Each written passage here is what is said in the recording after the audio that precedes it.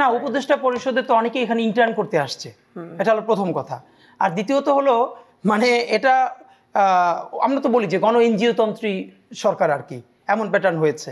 উপদেষ্টা পরিষদ নিয়ে একটুখানি কথা বলতে চাই। ডক্টর মোহাম্মদ ইউনূসকে নিয়ে যেমন সবার একেবারে ঐক্যমত ছিল যে উনি সরকার প্রধান হতে পারেন, কিন্তু উপদেষ্টা পরিষদ তো আর আমাদের কাউকে জিজ্ঞেস করে, আমাদের বলতে আমি জনগণকে বোঝাচ্ছি, জনগণের ম্যান্ডেট নিয়ে তো হয়নি, এটা মোটামুটি একক ইচ্ছাতেই হয়েছে বা কাদের ইচ্ছাতে হয়েছে সেটাও আমাদের কাছে পরিষ্কার না।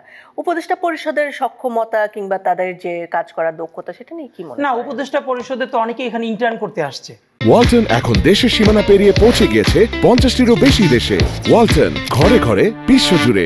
এটা হলো প্রথম কথা। আর দ্বিতীয়ত হলো মানে এটা আমরা তো বলি যে গণ এনজিও তন্ত্রী সরকার আর কি, এমন প্যাটার্ন হয়েছে। এখন এখানে পলিটিক্যাল পার্টিগুলোর মজা, আপনি যেটা ঠিক অ্যাড্রেস করেছিলেন যে আমাদের মানে যে জনগণের এই কনসেন্টটা তো আর তখন নেওয়ার মতো সুযোগও ছিল না, হয়ও নাই। কিন্তু এই পুরো উপদেষ্টা পরিষদ গঠনে কিন্তু বাংলাদেশের প্রত্যেকটা রাজনৈতিক দল কানেক্টেড।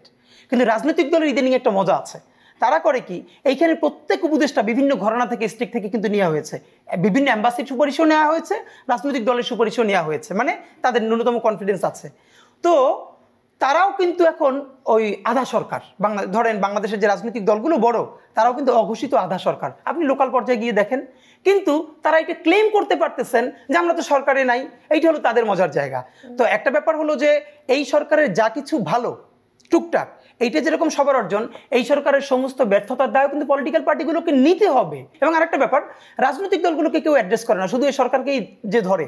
সরকারকে তো আমরা ধরবই, কিন্তু এই সরকারের লেজিটিমেট বডি কারা?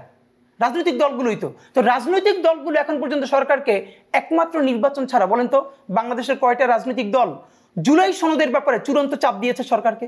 বরং আমরা তো এরকম শুনি যে বাইরে বসে তারা সরকারের প্রচুর সমালোচনা করে, ভিতরে গিয়ে বসলে কেউ গিয়ে বলে আমাদের ওই মন্ত্রণালয়ের সচিবটা লাগবে, আমাদের অমুক ইউনিভার্সিটির ভিসি লাগবে। তো এই দ্বিচারিতাও তো বন্ধ করা দরকার। এই জন্য আমরা প্রফেসর ইউনূসকে বলেছিলাম, আপনি যদি না পারেন কুইট করেন, তার আগে একটা প্রেস মিট করে বলেন যে কোন কোন রাজনৈতিক দল আপনার কাছে পিছনে পিছনে কি চায়, এটাও দরকার। কোনো ধরনের অভিজ্ঞতা ছাড়া যে জুলাইয়ে যারা রাজপথে ছিলেন সেই তরুণদেরকে উপদেষ্টা বানানো কি খুব দরকার ছিল? আমাদের চে গুয়েভারাও তো বিপ্লবী, কিন্তু তিনি তো সরকার সরাসরি থাকতে চাননি। আপনার কি মনে হয় এই থাকাটা আমাদের জন্য ভালো হয়েছে? এখানে আপনার দুইটা ব্যাপার, একটা হলো যে আমরা তো আসলে চূড়ান্ত অর্থে চে গুয়েভারা বিপ্লবটা করতে পেরেছিলেন, আমরা তখন বিপ্লবটা করতে পারি নাই। বিপ্লব করলে একটা বিপ্লবী সরকারই হতো। তো হয়েছে তো গণ অভ্যুত্থান, এখন গণ অভ্যুত্থানের ফসলও তো ঘরে তুলতে পারেন। এখানে আমি পার্সোনালি শপথের আগে আমি বলেছিলাম যে আমার জায়গা থেকে আমি বলেছি যে ছাত্ররা সরাসরি উপদেষ্টা না হয়ে বরং এটার এমন একটা ফরমেশন করা যায় কিনা তারা ক্যাবিনেটেরই একটা লেজিটিমেট বডি থাকবে, তাদেরকে ওয়াচডগ হিসাবে প্রেসার গ্রুপ এবং না তাদেরকে ওই লেজিটিমেসি, ধরেন ইনকিলাব মঞ্চ একটা প্রেসার গ্রুপ, বাট আমরা কিন্তু লেজিটিমেট বডি না ক্যাবিনেটের। আমরা কিন্তু ক্যাবিনেটে কে কি করছে আমরা দেখতে পারি না, শ্যাডো করতে পারতেন তারা। এক্স্যাক্টলি, এইটা করা দরকার ছিল। কিন্তু যেহেতু ওই সময় খুব কম ছিল, সবাই মিলে এটা করেছে, বাট এটা করলে আমার মনে হয় সবচেয়ে বেশি ভালো হতো। ওকে।